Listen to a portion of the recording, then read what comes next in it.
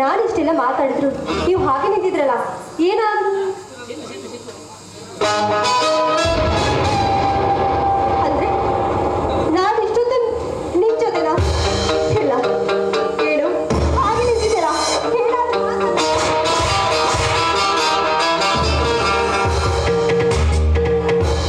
ನೋಡಿ, ನೀವು ಯಾರು ಅಂತಾನೆ ನನಗೆ ಗೊತ್ತಿಲ್ಲ.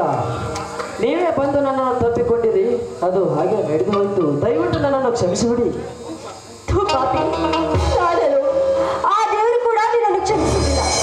ಅಲ್ಲ, ಒಂದು ಹೆಣ್ಣ ಜೀವನ ಹಾಳು ಮಾಡ್ತಿಲ್ಲ. ನಾನು ಬದುಕಬಾರ್ದು, ನಾನು ಸಾಯ್ಬೇಕು. ನೋಡಿ, ದಯವಿಟ್ಟು ನನ್ನ ಮಾತನ್ನು ಕೇಳಿ. ಇದರಲ್ಲಿ ನಮ್ಮಿಬ್ಬರು ತಪ್ಪಿದೆ, ಹಾಗಂತ ಸಾವೇ ಪರಿಹಾರವಲ್ಲ. ನೋವಿನಲ್ಲಿ ದುಡುಕಿ ಯಾವುದೇ ನಿರ್ಧಾರವನ್ನು ತೆಗೆದುಕೊಳ್ಳಬೇಡಿ ಪ್ಲೀಸ್. ಗೋಮುಖ ವ್ಯಾಘ್ರ, ಎಷ್ಟು ದಿನ ಅಂತ ಕಾದು ಕುಳಿತಿದ್ದೆ ನನ್ನ ಶೀಲ ಹಾಳು ಮಾಡೋದಕ್ಕೆ ಅಂತ.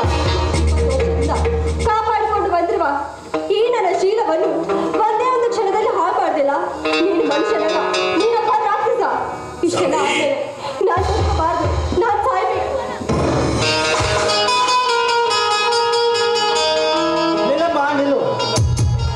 ಯಾರಮ್ಮ ನೀನು? ಯಾಕೆ ಸಾಯಬೇಕಂತ ಹೊಟ್ಟಿದ್ದೀವಲ್ಲ, ಏನಾಯ್ತಂತ ಹೇಳಮ್ಮ. ಕತ್ತಲಲ್ಲಿ ಕುಳಿತು ಸೂಜಿ ದಾರ ಪೋಣಿಸಿದಂತಾಯ್ತು ನನ್ನ ಜೀವನ. ಏನಮ್ಮ, ಏನು ಹೇಳ್ತಾ ಇದೀಯಾ ನೀನು? ಯಾಕೆ ಹೇಳ್ತಾ ಇದೀಯಾ? ಬಾಳೆ ಬದುಕಕ್ಕ ವಯಸ್ಸಿನಲ್ಲಿ ಸಾಯೋ ಮಾತ್ಯಾಕಮ್ಮ? ಏನಾಯ್ತು ಅಂತ ಹೇಳಮ್ಮ. ಅಕ್ಕ, ನನ್ನ ಜೀವನದಲ್ಲಿ ಏನಾಗಬಾರ್ದಾಗಿತ್ತು ಅದೇ ನಡೆದು ಹೋಯ್ತು. ಅಂದ ಮೇಲೆ ನಾನು ಬದುಕಬಾರ್ದು, ನಾನು ಸಾಯಲೇಬೇಕು. ನೋಡಮ್ಮ, ಯಾಕಮ್ಮ, ಯಾಕೆ ಹೇಳ್ತಾ ಇದೀಯಾ? ನೋಡು, ಧೈರ್ಯವಾಗಿ ಹೇಳು. ನೀನು ನನ್ನ ತಂಗಿ ಇದ್ದಂತೆ, ಅದೇನಾಯ್ತು ಅಂತ ಹೇಳು ತಂಗಿ. ಹೇಳಮ್ಮ, ಏನಾಯ್ತಂತ ಧೈರ್ಯವಾಗಿ ಹೇಳು. ಈ ಪಾಪಿನೇ ನನ್ನ ಶೀಲ ಹಾಳು ಮಾಡಿದ್ದು. ಏನು? ಇವನು ನಿನ್ನ ನಿನ್ನ ಜೀವನ ಹಾಳು ಮಾಡಿ? ಏನಮ್ಮ, ಏನು ಹೇಳ್ತಾ ಇದೀಯಾ ನೀನು? ನೀನು ಹೇಳುವ ಮಾತು ನಿಜವೇನಮ್ಮ? ಹೌದಮ್ಮ, ಒಂದು ಹೆಣ್ಣು ತನ್ನ ಶೀಲದ ಬಗ್ಗೆ ಯಾವತ್ತೂ ಸುಳ್ಳು ಹೇಳುವುದಿಲ್ಲ. ಈ ಪಾಪಿನೇ ನನ್ನ ಶೀಲ ಹಾಳು ಮಾಡಿದ್ದು. ಬೇಕಿದ್ರೆ ಅವನ ಬಾಯಿಂದನೇ ಕೇಳಿ. ಸುಳ್ಳು! ಮಾನವಂತರ ಮನೆತನದಲ್ಲಿ ನನ್ನ ತಮ್ಮ ಒಂದು ಹೆಣ್ಣಿಗೆ ಮೋಸ ಮಾಡ್ತಾನೆಂದರೆ ಇದನ್ನ ನಾನು ನಂಬಲಾರೆ. ಏನು? ಈ ಪಾಪಿ ನಿಮ್ಮ ತಮ್ಮನ? ನಿಮ್ಮ ಅಣ್ಣನವರು ನಿನಗೆ ಪ್ರಶ್ನೆ ಕೇಳ್ತಾ ಇದ್ದಾರೆ, ಅದಕ್ಕೆ ಉತ್ತರ ಕೊಡು. ಯಾಕೆ ಮೌನವಾಗಿ ನಿಂತಿರುವೆ? ಸಂಗಮೇಶ, ಹೇಳು, ಯಾಕೆ ಮೌನವಾಗಿ ನಿಂತಿರುವೆ? ಹೇಳು. ಮೈದನ, ಹೇಳು ಮೈದನ, ಯಾಕೆ ಹೀಗೆ ಮೂಕನಾಗಿ ನಿಂತು ಬಿಟ್ಟೆ? ಈ ಹೆಣ್ಣಿನ ಸೀಲನ್ನ ಮಾಡಿದ್ದು ನಿಜವೇನು? ಹೇಳು ಮೈದನ, ಹೇಳು. ಇಲ್ಲ ಅತ್ತಿಗೆ, ನಾನು ಬೇಕು ಅಂತ ಮಾಡಲಿಲ್ಲ.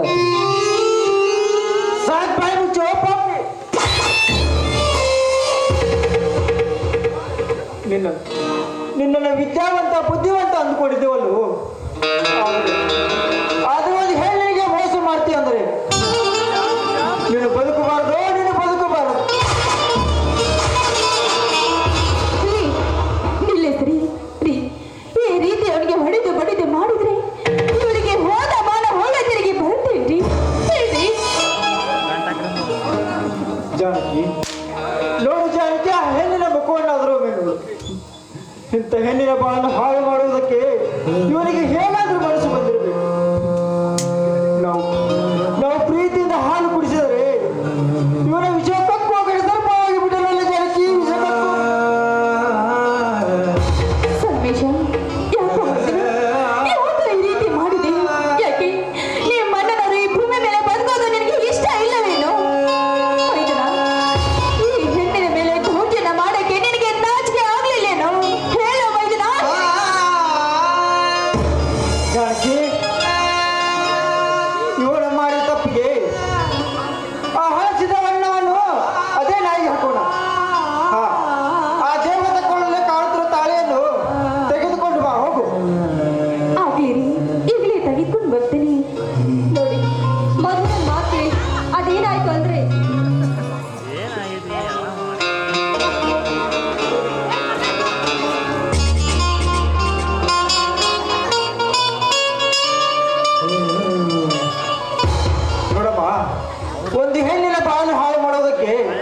ನಾನು ಬಿಡುವುದಿಲ್ಲ ಮಾ, ನಾನು ಬಿಡುವುದಿಲ್ಲ.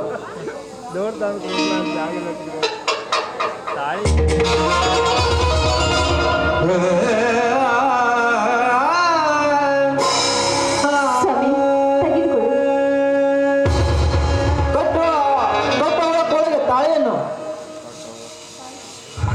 ಅಣ್ಣ, ಅದು ಕಟ್ಟು ಅವಳ ಪಾಪಿ.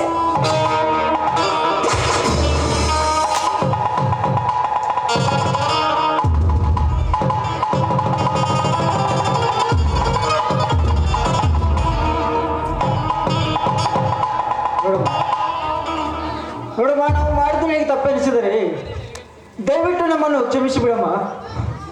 ನಿನಗೆ ನಿನಗೆ ನಮ್ಮ ಮೇಲೆ ನಂಬಿಕೆ ಇರುವುದಾದರೆ ನಮ್ಮ ಮನೆಗೆ ಬರಮ್ಮ. ಜಾನಕಿ, ಕರೆದುಕೊಂಡು ಬಾ ಅವರನ್ನು. ಬಾರಮ್ಮ ಮೈದನ ಬನ್ನಿ ಮನೆಗೆ ಹೋಗೋಣ.